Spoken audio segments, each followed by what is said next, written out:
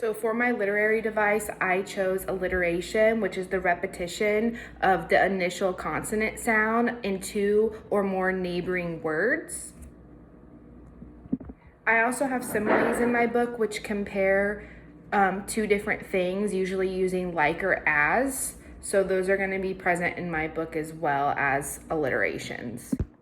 So the book that I'm going to be reading today is A Bad Case of Stripes by David Shannon. It's one of my favorite books. Camilla Cream loved lima beans. So this is our first alliteration, Camilla Cream. The first two sounds that are consonants are the same. Camilla Cream loved lima beans, but she never ate them. All of her friends hated lima beans, and she wanted to fit in. Camilla was always worried about what other people thought of her. Today, she was fretting even more than usual. It was the first day of school, and she couldn't decide what to wear.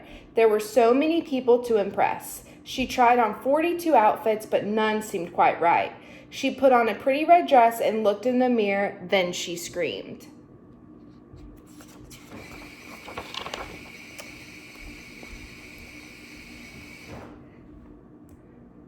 Her mother ran into the room and she screamed too. "Oh my heavens," she cried. "You're completely covered with stripes." This was certainly true. Camilla was striped from head to toe. She looked like a rainbow. So she looked like a rainbow is going to be a simile because it's comparing Camilla to a rainbow. Mrs. Cream felt Camilla's forehead. "Do you feel all right?" she asked. "I feel fine," Camilla answered, "but just look at me." "You get back in bed this instant," her mother ordered. "You're not going to school today."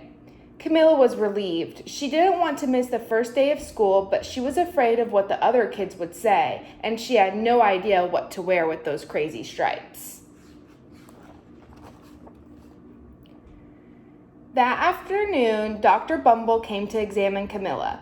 "Most extraordinary," he exclaimed. "I've never seen anything like it. Are you having any coughing, sneezing, running nose, aches, pains, chills, hot flashes, dizziness, drowsiness, short of breath, or uncontrollable twitching?" "No," Camilla told him. "I feel fine." "Well then," Dr. Bumble said, turning to Mrs. Cream, "I don't see any reason why you shouldn't go to school tomorrow. Here's some ointment that should help clear up those stripes in a few days. If it doesn't, you know where to reach me." And off he went. The next day was a disaster. Everyone at school laughed at Camilla. They called her Camilla Crown. That's going to be another alliteration because, again, they're using the two C's as the first initial sound. And Night of the Living Lollipop. She tried her best to act as if everything was normal. But when the class said the Pledge of Allegiance, her stripe turned red, white, and blue, and she broke out in stars. The other kids thought this was great. One yelled out, "Let's see some purple polka dots." Sure enough, Camilla turned all purple polka dotty. Someone else shouted, "Checkerboard!" and a pattern of squares covered her skin. Soon, everyone was calling out different shapes and colors, and poor Camilla was changing faster than you can change channels on TV. That night, Mr. Harms, the school principal, called. "I'm sorry, Mrs. Cream," he said. "I'm going to have to ask you to keep Camilla home from school. She's just too much of a distraction, and I've been getting calls from other parents. They're afraid those stripes may be contagious." Camilla was so embarrassed. She couldn't believe that 2 days ago everyone liked her. Now, nobody wanted to be in the same room with her. Her father tried to make her feel better. "Is there anything I can get you, sweetheart?" he asked. "No, thank you," sighed Camilla. What she really wanted was a nice plate of lima beans, but she had been laughed at enough for one day.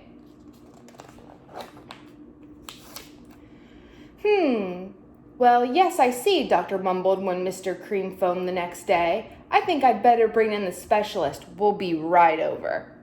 About an hour later, Dr. Bumble arrived with 4 people in long white coats. He introduced them to the Creams. "This is Dr. Grop, Dr. Sponge, Dr. Cricket, and Dr. Young." Then the specialist went to work on Camilla. They squeezed, jabbed, tapped, and tested. It was very uncomfortable. Well, it's not the mumps, concluded Dr. Grope. Or the measles, said Dr. Sponge. Definitely not the chicken pox, put in Dr. Cricket. Or sunbird, said Dr. Young. Try these, said the specialist. They each handed her a bottle filled with different colored pills. Take one of each before bed, said Dr. Grope. Then they filed out the front door, followed by Dr. Bumble. That night, Camilla took her medicine. It was awful. When she woke up the next morning, she did feel different, but when she got dressed, her clothes didn't fit right. She looked in the mirror, and there, staring back at her, was a giant, multicolored pill with her face on it.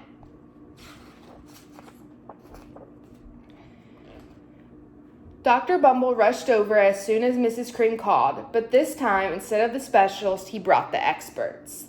Dr. Gourd and Mr. Mellon were the finest scientific minds in the land. Once again, Camilla was poked and prodded, looked at and listened to. The experts wrote down lots of numbers, then huddled together and whispered. Dr. Gourd finally spoke. It might be the virus, he announced with authority. Suddenly, fuzzy little virus balls appeared all over Camilla. Or possibly some form of bacteria, said Mr. Mellon. Out popped squiggy little bacteria tails. Or it could be a fungus, added Dr. Gourd. Instantly, Camilla was covered with different colored fungus blotches. The experts looked at Camilla, then at each other. We need to go over these numbers again back at the lab. We'll call you when we know something, but the experts didn't have a clue, much less a cure. By now, the TV news had found out about Camilla. Reporters from every channel were outside of her house telling the story of the bizarre case of the incredible changing kid. Soon, a huge crowd was cramped out on the front lawn. The Creams were swamped with all kinds of remedies, from psychologists, allergists, herbalists, nutritionists, psychics, an old medicine man, a guru, and even a veterinarian. Each so-called cure only added to poor Camilla's strange appearance until it was hard to even recognize her.